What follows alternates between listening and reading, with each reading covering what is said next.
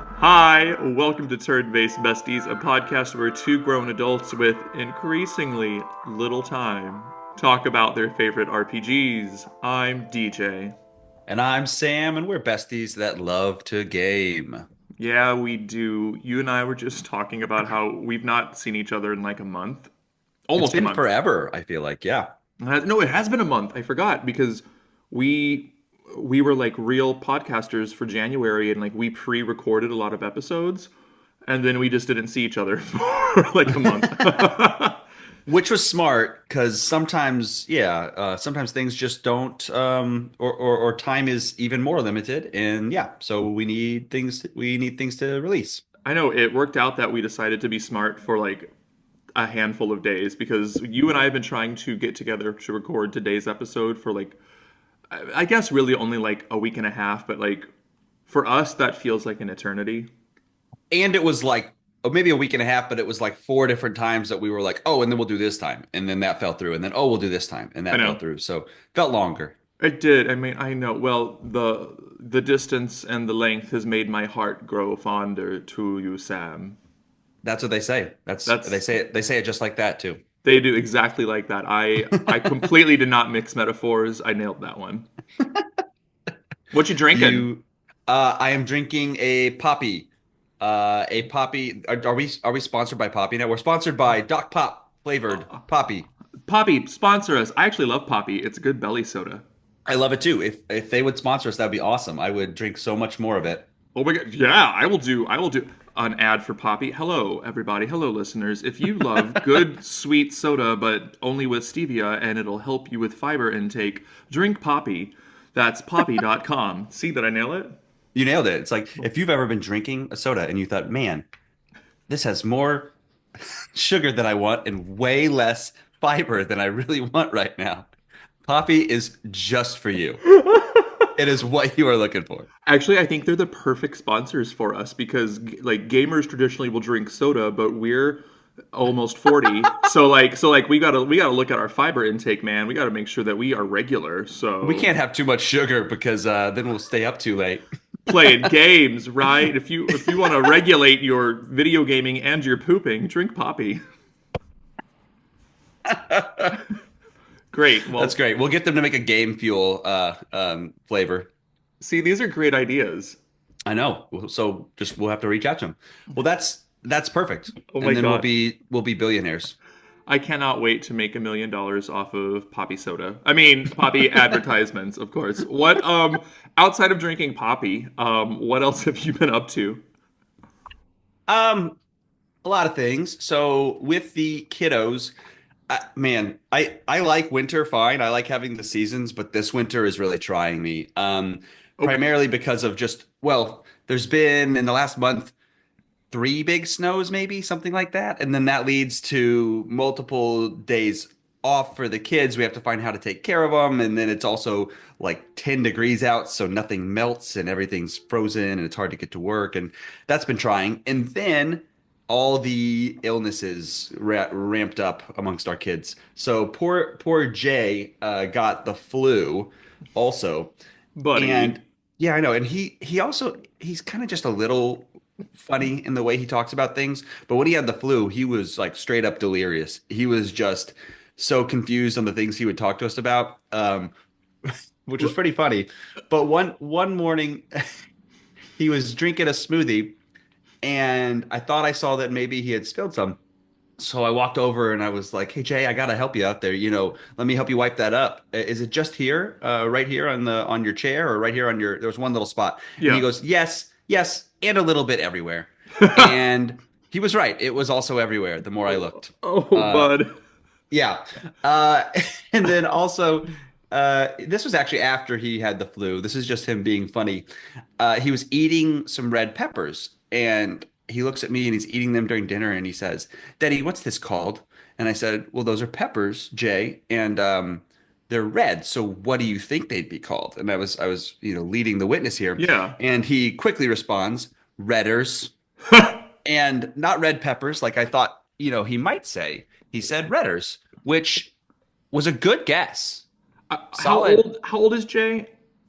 He's 3.5, getting close to 4. At almost the age of 4, he understands the art of the portmanteau already. So, He's very clever.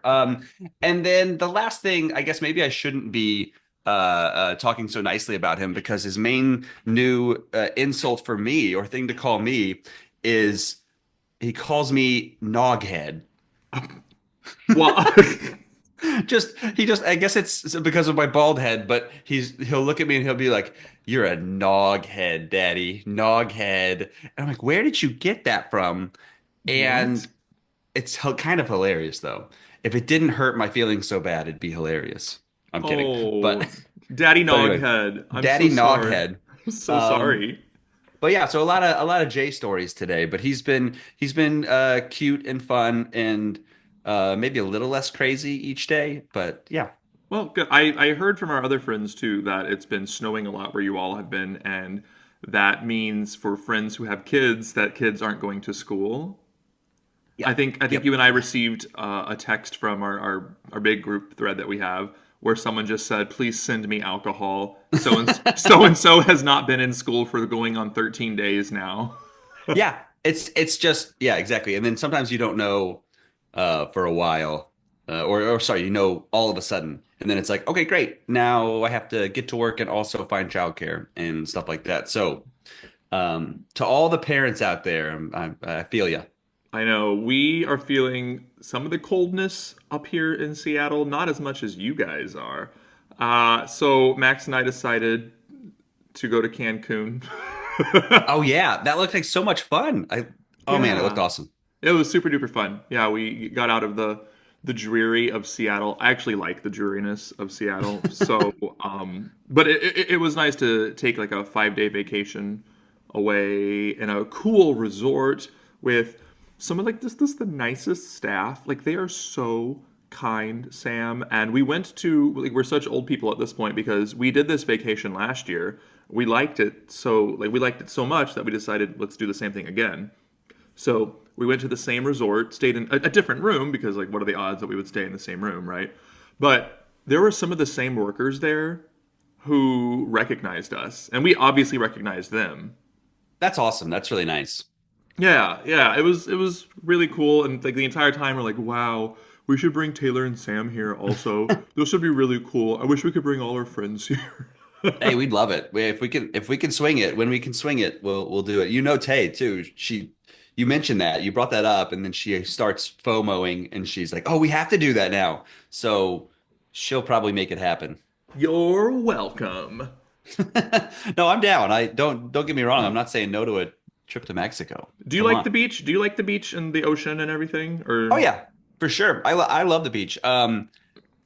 I do probably by the end of most beach trips, especially when you take kids. So yeah, without kids, but especially when you take kids, and then it's not just you having sand everywhere, you're controlling tiny gremlins that have sand everywhere. That can be difficult. well, you're in luck because at this resort there are no children allowed. So, Oh, I thought you were gonna say there's no sand. Um, oh, so close. So close. You will still have sand in betwixt your own toes, but no toes to clean outside of your own. well, that's good. Yeah, no, that sounds great then. Let's book it for next year. Perfect. After Japan, we'll actually just reroute to Cancun instead. That would be such a long flight. That would be a long flight. Oh Well, no, no. no longer than what we're already kind of experiencing, probably. But That's true.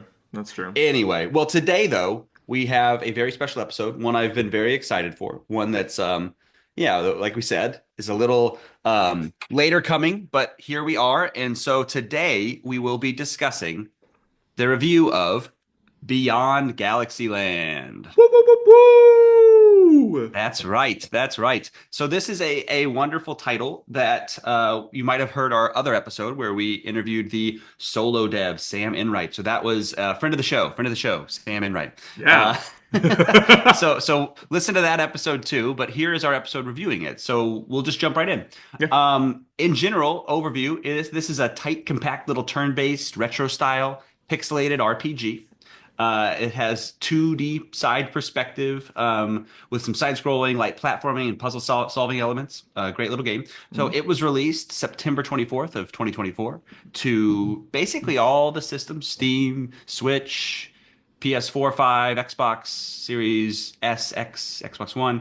Again, the developer is solo dev Sam Enright, friend of the Mhm. show. This was an obvious labor of love and a beautiful game that you will hear us discussing here over the next little bit. Publisher was United Label, and it reviewed well too, outside of us. You know, the Metacritic score was 83. It looks like out of 100, so that was nice. Yeah, I mean, to be in the 80s on Metacritic is actually really Mm-hmm. quite great. I think Mm-hmm. our first game that we reviewed ever, Star Ocean 2 R, The second the story R. yeah, the second story R, like the remake. Mm-hmm. I think it was a which we just both fell in love with. I think it got an 86 on Metacritic, so like it is right in line with like a major game, Oh, for sure. Yeah. which is huge and yeah, just speaks to the amazingness that Sam and I think eventually I think he had like a couple team members to rely on, but it just speaks to just how awesome he is to create this game. Oh, yeah. So just a brief background of the story of Beyond Galaxyland. You follow a high school student named Doug, who is suddenly swept away to a faraway place called, you guessed it, Galaxyland, after a calamity affects Earth. Galaxyland is a group of planets. They act as a new home to a number of different alien species afflicted by this similar calamity. Also other humans there as well. You are aided by a number of party members, including your modified pet guinea pig, Boom Boom, your high school friend who also got swept up with you, Rosie, and a number of other folks as you traverse the planetary system of Galaxyland, uncover its secrets, and try to get Doug back home to Earth, if Earth even still exists. Ooh. Great synopsis. Great synopsis. Yeah, yeah. And yeah, it's we don't want to have any spoilers here, but it's a fun little premise there. And you know, you definitely jump right into the story, which is great. Visually, as we kind of mentioned, retro pixelated style. You do have a 2D side perspective, but it's kind of a 2.5D almost. There's a little bit of depth there. You have not just one plane that you can go to, but you can kind of go to a second, deeper Yeah. plane. I'd say it's rather beautiful sprite and environmental pixel artwork.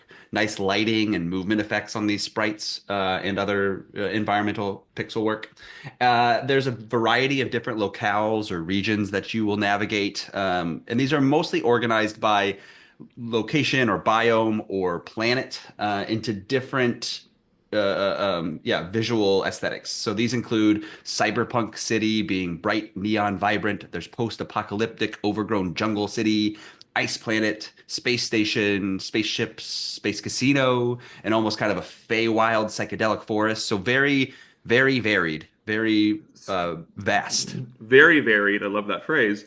And Sam mentioned this, not you, Sam, but Sam Enright mentioned this in the previous episode that each environment had its own, obviously had its own personality, but they had their own enemies as well. They weren't just reskins. For the most part, I think there were the elementals. I think he mentioned Yes. that the elementals would pop up in a couple of various environments, but for the most part, if you fought a monster, it was only in that one area, which I thought was really genius. Yeah, yeah, you have to be so much more thoughtful not just reskin the same, you know, in a different color for each area. And yeah, then it's more immersive to kind of be in that environment. You're living there. You're interacting with the species that inhabit that area. And I think it added to kind of the camera mechanic that we'll talk about later, kind of taking pictures of different animals in different areas. It matters more if they're different in Yeah, different areas. very Pokemon Go. I loved that. So for the audio, hey y'all, Sam Enright, the creator, is also a formally trained composer and pianist. I won't go into his full background, but I did on the interview. He is a degreed musician. And we get that obviously here in the music for Beyond Galaxyland. A lot of Beyond Galaxyland has music that feels electronic, very hip hop meets club meets cool vibes feeling. Though sometimes there's this like driving bass line that wouldn't come in until like later parts of the pieces. So, for example, there's one piece titled Together at Last, and the first minute is really slow and it only uses piano. And then we get like this driving bass and drum line, and it's this low line. It's really, really cool. There were also a couple other pieces that I thought had almost like an acid jazz kind of feel to it. Oh, for sure. Acid jazz, think like funk and soul. For gamers, think Persona 5 Royale. That's like your greatest example of acid jazz right now. Not too far off from hip hop, so it's easy to make that journey from hip hop to acid jazz. Just like each environment had their own like color palette and their own enemies and their own species, each environment had its own music reflected quite as well. Super atmospheric. When you're in the casino, it was upbeat with the tinkering of almost like a toy piano in the background that could also, I think, maybe resemble slot machines. That's kind of what I was Oh, getting from it. yeah, yeah. That's a nice little point. I thought that was cool. I'm sure that was probably Sam's idea also when he was composing that. When you're in the village that has the knight, did you fight the knight? Yes. Yeah, yeah. When you're in that village, the music has this like sawing of a violin that helps elicit the feel of like a medieval or primitive culture, which is exactly what this village was. It was very Lord of the Rings area. When we're in space or even on the menu screen, there are these brief moments of silence between offbeats getting the stress, which I think gives us the idea of how like vast and endless space is. I really got to put on like my music analysis brain for this, which was pretty cool. um, Feel free to jump in at any of this too, Sam. But I think you can hear Sam Enright's tonal language in this soundtrack, like pretty evidently. What I mean by that is like as a trained musician, we're trained to hear form of music, so I can hear a piece of music and give you a pretty good idea if it's the Baroque era or Hmm. if it's Mozart or a contemporary or so like especially for me since I'm a singer, if I hear German lieder with a postlude, I know that it's probably Schumann and not Schubert. Like that's kind of the tale. Oh, of course. Yeah, so of I don't know. course. I don't know any of that. That's okay. That's okay. It's literally my training, right? But you can start to hear that same stuff in Sam's music as he starts to layer on chunks of music one after another. It's you hear layer one and it gets probably 16 measures, and then you hear another layer for another 16 measures. That just starts to layer, probably four layers, and then the sound drops away and we go back to silence, and that's what happens for a lot of his music. And I'm saying that in a complimentary way. Like it's awesome for a composer to be like, yeah, that's my language, like you picked up my style. Well, yeah, yeah. So this is really fun to hear from somebody like you that has a learned background in music, just like Sam Enright, and from a normie like myself that doesn't have that sort of background.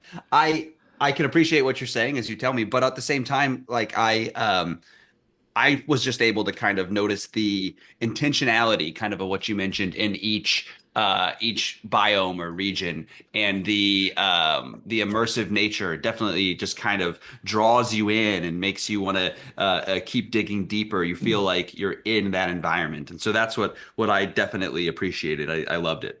Yeah, it was awesome. Everyone should go. There's the option to buy this soundtrack on Steam, so go buy the game on Steam. I already purchased it on Steam also. Oops, bought it twice. But go buy the album, go listen to it on YouTube. It is the game. If the game was crappy, it would still be worth the price of admission because of the music. Oh And yeah, it's a cherry on top because the game is also incredible. yeah, that's true. And as people might hear if they listen to the interview with Sam Enright, it was kind of funny. I think he half jokingly said that he's a game developer so that people can hear his music. You know what I mean? So there's definitely a huge focus on the music, which is evident. Oh yeah, absolutely. Yeah. So let's jump into the gameplay too that you're going to be performing while you listen to those fantastic beats in the background. So as we mentioned in the side-scrolling, some kind of a 2.5D exploration with a little bit of depth there along these varied planets. It's got the standard and familiar RPG elements and fare, leveling up, items, gear, crafting. They're all very well done. You have a main and side quest models. What I liked about the side quest too is that and the main quest, but you would get the next bit of the main quest, or you'd get a side quest by going around and talking to everybody, and it was just well done that it was very organic. It was very lived in world that you'd Hmm. find these side quests to embark on. So it didn't feel as contrived, which was nice. There's some light platforming elements with double jumps and kind of a sliding down the declines of these platforms. There's different puzzling aspects that you might do, and you can utilize the main weapon of Doug or Boom Boom with a Doug's got a slash ability that he can interact with the puzzling environment aspects, and then Boom Boom can use his ray gun, to interact with different parts of the environment for puzzles too. Hmm. There's as with several, a lot of RPGs, there's some fun side games or mini games, a lot of racing ones here. So you can race hover bikes and spaceships, and those were a good aside. And then there's this camera mechanic that we alluded to earlier. So you have a camera that you can take pictures of any of the life forms in the overworld. So there's a side quest that you are trying to kind of collect them all or get a picture of all the different life forms. But additionally, there's a mechanic to it that adds to the gameplay and the battling, which I appreciate. So if you take a picture of a creature, you will gain insight into their HP as well as their weaknesses if you then battle them. So I love that. That was awesome. Yeah. So battling though, if we did jump into a battle, what's it like? So it is a turn-based RPG, as we love here. There's a visible radial timer gauge for the turn order. You will have physical actions, which require a certain number, or you have a certain number of turn points for the number of physical actions you're going to use. So that's pretty much the number of basic physical attacks you're going to make. For each time you land a hit, though, you will gain ability points, AP. But if you Hmm. miss, you can actually lose the AP. So accuracy is very important when you're attacking. That's, even more emphasis on that stat. This AP or ability point gauge will fill up, and then you have a pool of points that anybody in the party can use for their specific personal skills. So that's kind of a fun mechanic. You have to think about, when do you use the AP? Whose ability do you want to use? Because if you use that pool of points, you're not going to be able to use it for somebody else probably until it gets filled up again. Um, Party members will have, different AP abilities. So some Hmm. can be heal or a large damage skill. Just they're pretty varied. So you definitely have to think about what you're trying to do there. And then there's addition to the AP system, there's an SP kind of mana like system, and those SP points are used for your summons. Yeah. So what are summons? Summons are kind of another magic ability almost, but they are related to creatures or bad guys that you've collected, and each one of them has a different ability or which you can then use as a summons. So it's kind of two different or multiple different systems from other games that we're familiar with melded together, I would say. Yeah. So it's the capture mechanic of a Pokemon or SMT, or name your Monster Hunter game kind of thing. Not Monster Hunter, but like not well. yeah, I well, the Monster Hunter Stories games you collect wait. and Do you really? Oh, I guess that yeah, yeah, makes yeah. sense. Which is a turn-based Monster Hunter version. There's stories separate one. Yeah, yeah. Which Nice. are cool. But anyway, yeah, you're collecting them and then using them as the summons. So that's kind of like, yeah, Pokemon SMT, those kind of things. But then also once you have them and you're using them, they level up, and their abilities they gain their abilities almost like the materia system of Final Fantasy VII, So Yep. it's a few different systems there together for this summons. Um, so it's really fun though. The battle system, there's the interplay of the physical with the more magical or summons based abilities. And you have to kind of do both, because you Hmm. have to use the physical to build up the AP gauge. Yep. Then you have to think about, okay, whose abilities am I going to use for this AP? Because it's limited until I can build up the gauge again. And then also there's the strategy of how do I equip the summons to different people because they only have so many summon slots and which ones, and Yep. how do I use those and their SP, which is a limited resource. So there's a lot going on that can really make it engaging and have a lot of depth. I just really enjoyed it. There's a lot of depth to it without it feeling, it never felt overwhelming. And this is a game that I think no matter how much you read about the battle system or however much you listen to us speak about the battle system, you just need to play it. It's not difficult to comprehend. No, no, and just because there's depth there doesn't mean you couldn't just equip one or two summons that you like, equip know the AP abilities of a couple characters, not Yeah. switch them up, and then just be as basic, that would be very Yeah. basic if you wanted to, right? And Yeah. so you can make it as simple as you want to, or you can really dig into the depth and try to take on some of the harder super bosses and side quests and those kind of things. So it really, allows for both of those play styles. Which I actually did, which is so wild for me. That is wild for you. I know. I know.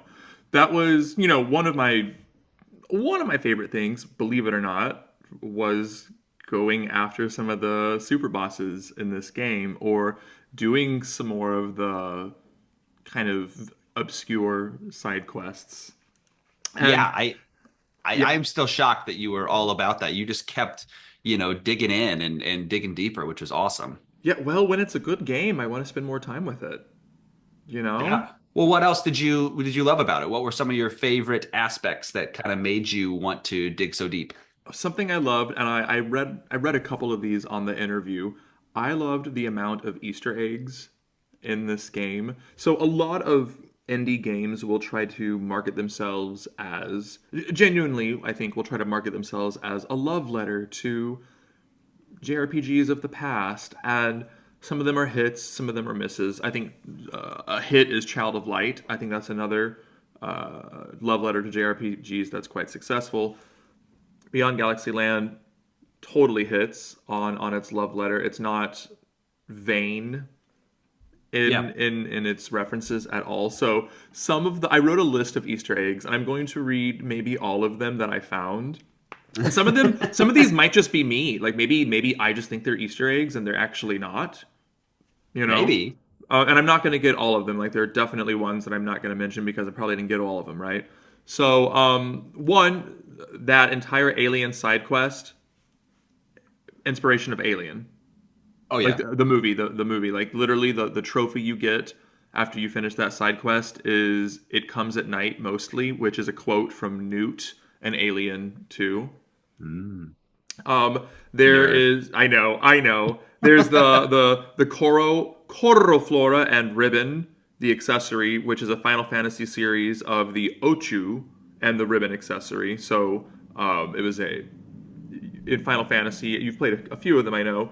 Mhm. If you, in order to like really have a chance at surviving a battle with an Ochu, you should equip a ribbon accessory, which basically has you immune to all status effects. And Oh. that's essentially what this was as well. There is the timed defending, which is more and more common these days, but that's a nod to Super Mario RPG. There's the Zolam trying to get to the planet without the giant snake getting you, which is Final Fantasy VII Midgar Zolam, like literally same name. Martybot, your non-battle party member. Null from Lunar Silver Star or Ruby from Lunar Eternal Blue. So you have a flying companion with you who doesn't battle but provides a lot of commentary.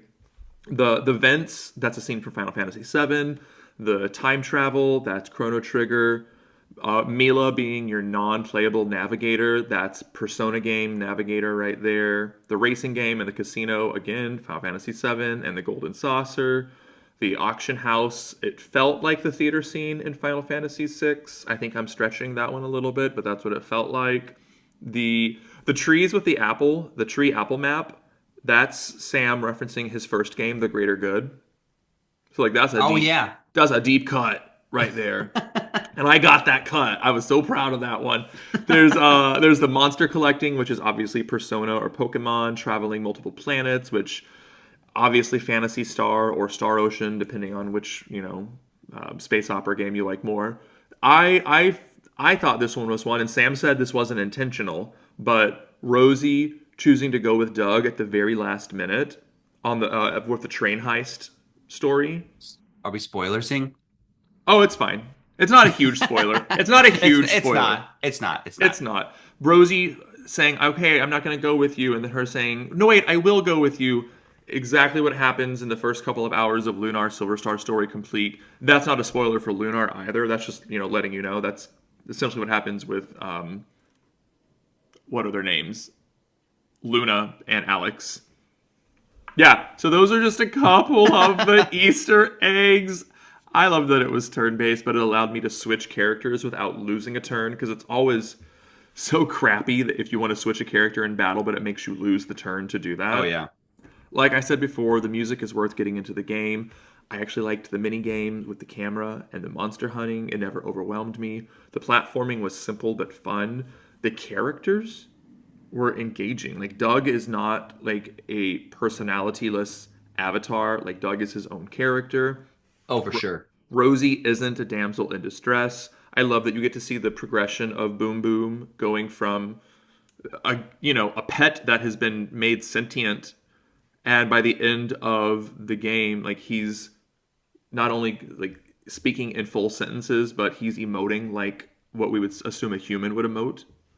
Yeah, there's definitely an arc to each of the characters. Even the side characters that you might not think are very shouldn't be very involved in the story have their own arcs. They really do. This is a game. I don't even think I said this with Sam. Like this has become a game that I will return to probably every other year to play through Awesome. because it is just so enjoyable. That's awesome to hear. Yeah. You know me, I don't really replay games, but I Yeah, will remember fondly this game and be excited as we asked him, any additional future projects. We are on board. we are. What about you, man? What's something you liked? What are some things you liked about this game? There's so many things to choose from, but as we kind of talked about the turn-based battling system, the available depth there if you want it, the ability point pool that anybody can choose from, so you have to decide when you do that.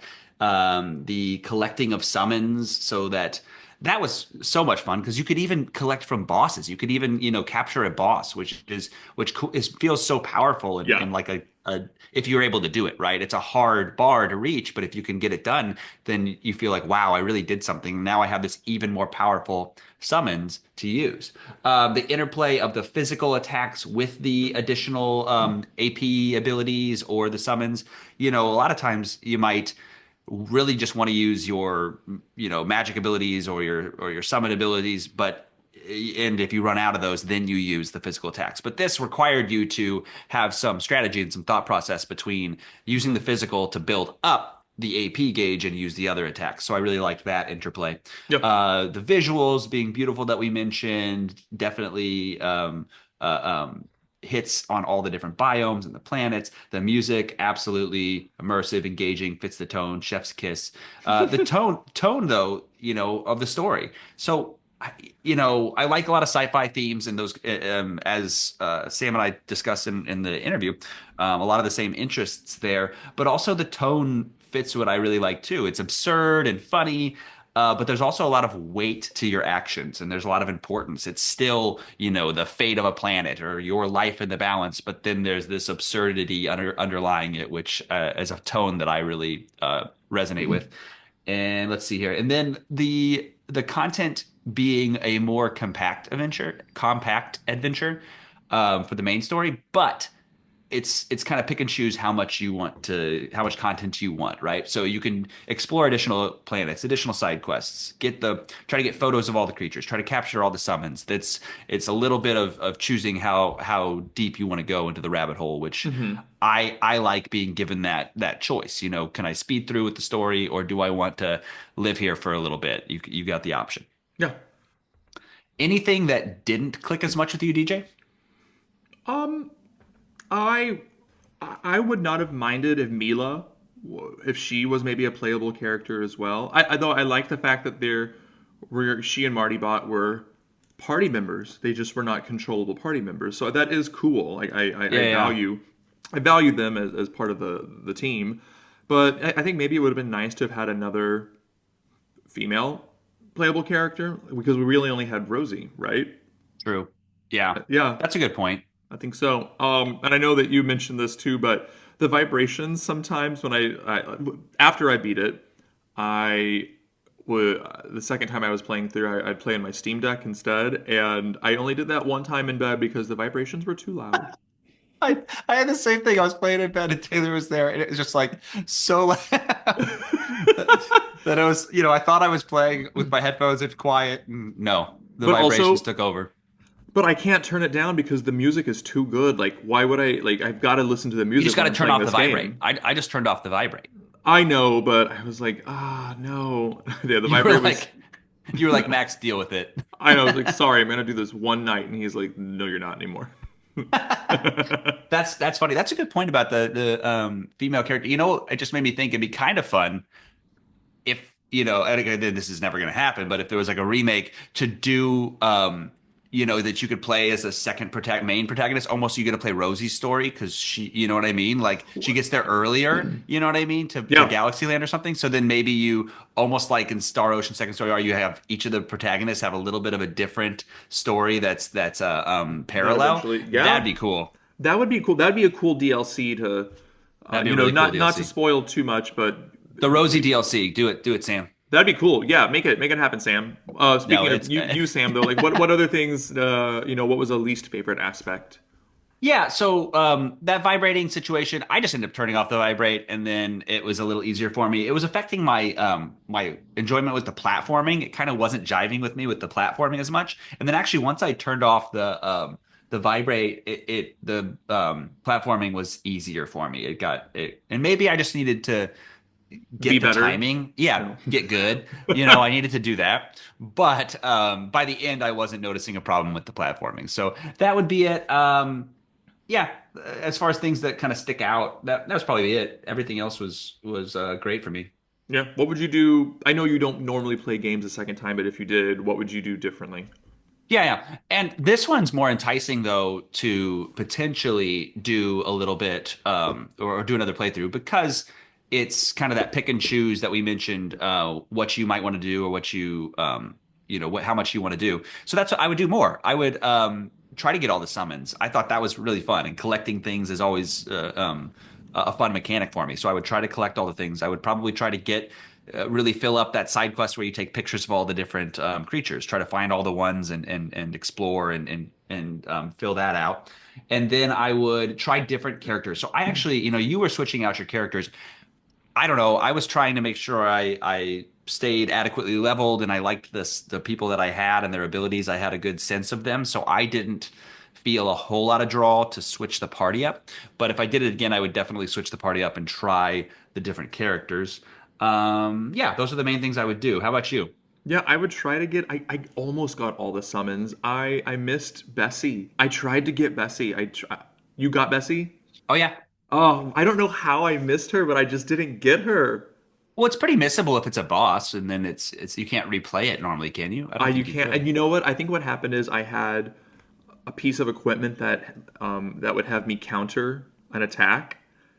So I kept trying to capture Oh. Bessie, and then she hit me, and then Doug automatically countered her back and defeat her. I think that was what And it was. And sometimes, I mean, to get one of some of the bosses, you have to get them really low on HP, and so it's a tight window before you might just win the battle. I know, but yeah, that's what I would do is I would try to get all the summons and get all the photos, basically for Yeah, your little like side photo quest. Um, has this inspired you? I know that you and I have played through Fantasy Star 4 since playing this game as well, which is kind of in the same vein. Has this inspired you to want to play more space opera type games? In the same vein as Beyond Galaxyland, the Star Ocean series, Fantasy Star, etc. yeah, I'd say yeah. Again, I love sci-fi, and then we do this podcast. We like turn-based RPGs, so Very. definitely, if there's ones that fit that, I'd say Beyond Galaxyland and Star Ocean resonated with me more Oh yeah. than the Fantasy Star storyline personally so far, but we'll talk about that more during that episode. But oh yeah, if there's more that go along these lines, I would jump right in. Nice. Cool. Yeah. Sam, hit us with a weird medical moment. What are you talking about It's not today? really, yeah. So having Boom Boom in here as a guinea pig just kind of made me thinking about, oh, why do we use guinea pigs in, that term of guinea pig and what's their role in medical research and those kind of things. We do have a disclaimer, but I don't think there's anything actually medical I'm taught. Well, yeah. Anyway, I'll say it. Turn-based besties is solely for fun and educational purposes. Anything discussed on this show is not meant to diagnose or treat medical conditions. This information is not a substitute for professional medical advice. You should always ask your medical provider about potential health concerns. We are a video game podcast. We are not a medical podcast. Again, I don't think there's any medical things here, but interesting stuff when I was reading about guinea pigs, because that's what everybody thinks about when they play a game with a guinea pig is they start going down, rabbit holes in their mind about guinea pigs. So, quick aside, though, that's not research based. Apparently, in South American culture, they're a big deal, and they eat 65 million of them a year. So I knew they ate them, but it feels like a lot. No way. Yeah, but they also have kind of some more traditional importance. It looks like they were used amongst certain traditional South American cultures for diagnosis and cure of different medical conditions too. So they've kind of had a role for a lot longer and not just amongst Western society for medical and research and those kind of things. So they're research subjects. Sadly, primarily it looks like because they're docile, they're easy to domesticate and easy to take care of. They're mammalians, so they're similar to humans in that respect. So some crossover there. Certain physical traits like their gestation period is easily adapted to trimesters if you're doing pregnancy research, I guess. This one is kind of cool. So along with primates, so along with kind of different primate species, they also can't synthesize vitamin C. So they are a good scurvy model. So scurvy is a lack of vitamin C, and then you have issues with your joints and collagen and those kind of things. So that was interesting. There's a lot of research done with them and diseases of immune response as well as infections. So there's a lot of vaccine research and antivirals and autoimmune reactions that they study in guinea pigs, as well as we still sometimes use them for infectious disease diagnosis in models. It's just less often because they're being kind of replaced by mice and rats. So those ones are easier. Anyway, history of the term as like a test subject that with a negative connotation is somewhat interesting. It's been in the Oxford English Dictionary since 1913.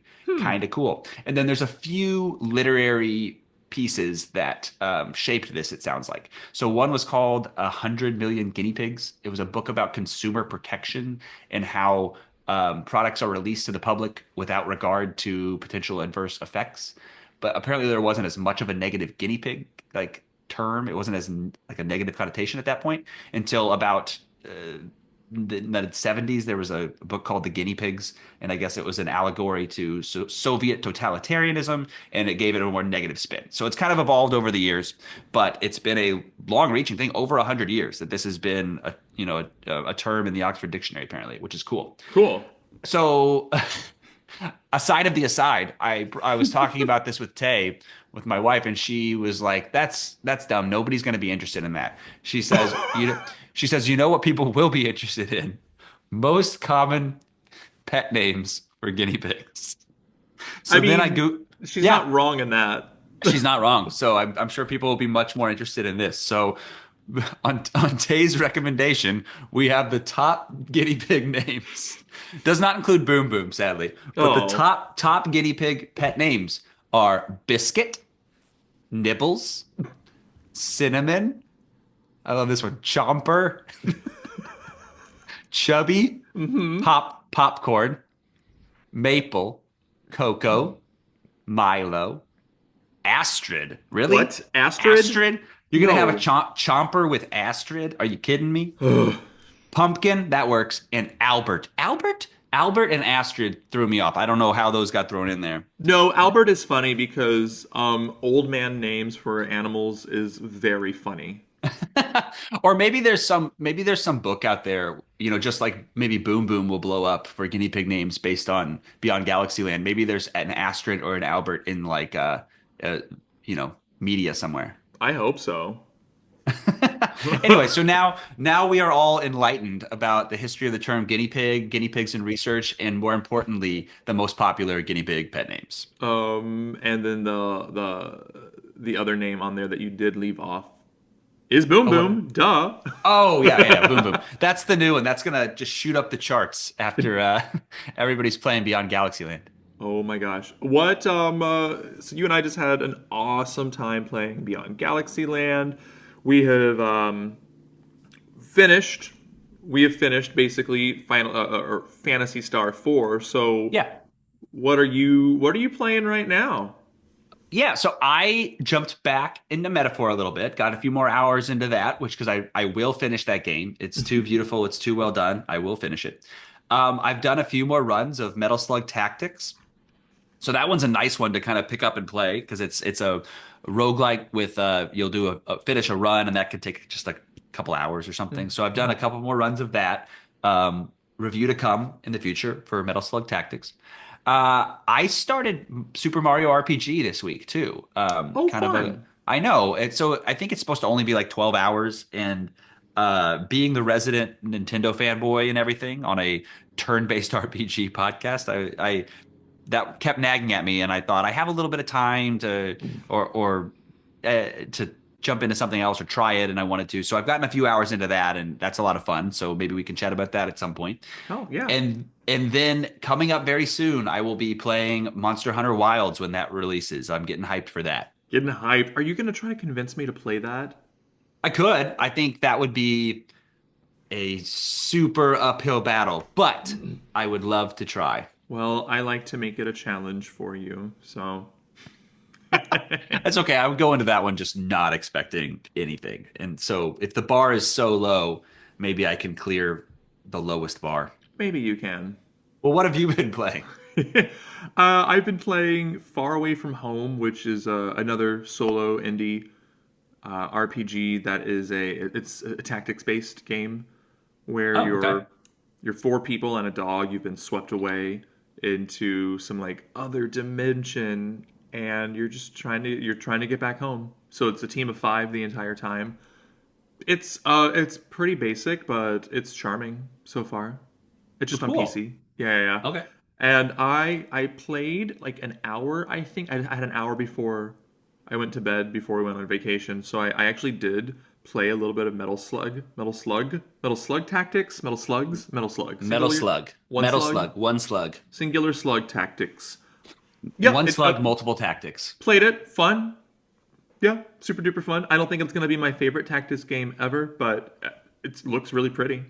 Well, good. Yeah, and it just you feel like you're playing an arcade game almost while you're playing a tactics game. You feel like you're You playing a metal do, like they do a great job with that. which is kind of the point, right? Didn't it start out Yeah. as an arcade game? Well, it was supposed to. Well, yeah, Metal Slug was Yeah, right, and so it's a side scroll run and gun yeah. pixel art game from the arcades, and so then they've adapted that into a tactics RPG, and I think they do a beautiful job of it, and we'll discuss that during the episode. But yeah, Yeah, we're just doing that. I'm at the point now where I see Suikoden coming out in like, ooh, 10 days, and then Lunar Remastered just a month after that. So I'm almost like I don't want to devote too much time to another game right now and then drop it, 75% of the way through and then start playing Suikoden, right?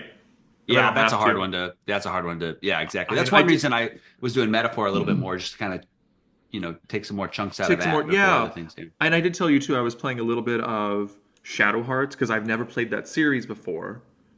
So I was playing a little bit of Shadow Hearts on my Steam Deck, and it might be one for us to consider playing around Halloween time because it's kind of a Sure. Ooh. spooky RPG, very David Lynchian in some of the just weirdness. Well, cool. No, I'm down. Yeah. Yeah. Well, Sam, Yes. where can people find us on the Instagram? Uh, oh, am I doing this one today? I'm gonna throw it your Oh way, no. boo. Okay, so on Instagram you can find us at Turn-Based Besties. You can also listen to us on your favorite podcatcher or podcast app. So that includes Spotify, Apple Music, iHeartRadio, Pocket Cast, Overcast. We are on YouTube Music, probably a few other places that maybe we don't even know about. So So yeah, so you can catch us there. Catch us on the socials. Follow us. We have a lot of fun reels and different things that we like and memes that we're sharing. So that's fun. Or follow us on YouTube. Also, we have a YouTube channel. We do. Yeah, so a lot of places that you can follow us. Please let us know your thoughts on this gem of a game beyond Galaxyland. We sure loved it. So please make sure to let us know and let Sam Enright know, the solo dev, friend of the show. Friend of the show.